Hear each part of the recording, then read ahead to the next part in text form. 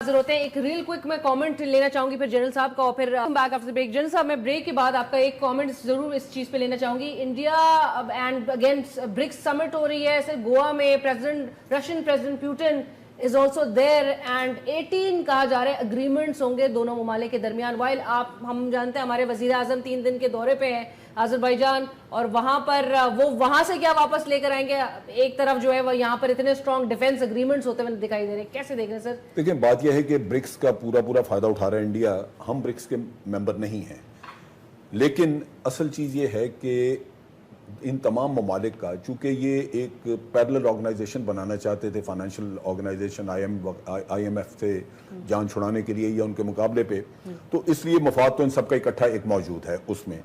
दूसरी तरफ ये है कि इंडिया और रशिया के ताल्लुकात इतने पुराने हैं, उसमें 2 एलिमेंट आप अगर जहन में रखें। एक तो ये कि इंडिया पिछले कुछ सालों तक, बल्कि अब तक अपना कुछ 70 to 80% मिलिट्री इक्विपमेंट जो है वो उन्होंने रशियन उनके पास है, जिसकी वजह से उनकी डिपेंडेंस थी उनके ऊपर स्पेयर पार्ट्स वगैरह उन चीज़ों की।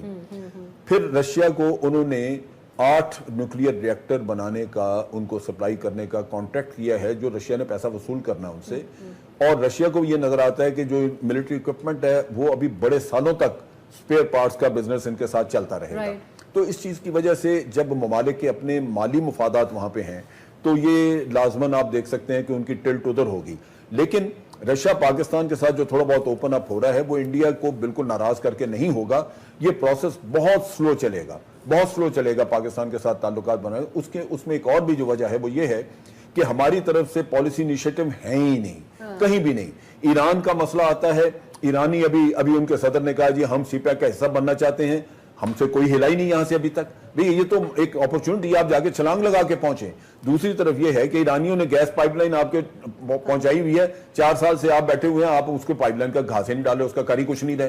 तो हम इनिशिएटिव नहीं लेते हैं, हम रिएक्टिव किस्म की पॉलिसी रखी हुई है, जहां कहीं किसी ने कुछ कह दिया उसका जवाब दे दिया।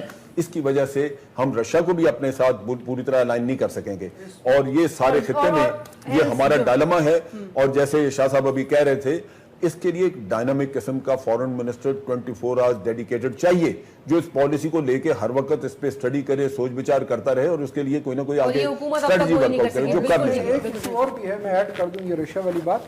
हमारी बदकिस्मती ये है कि नवाज शरीफ साहब वो डिफेंस इक्विपमेंट में उनका कोई पर्सनल बिजनेस नहीं है।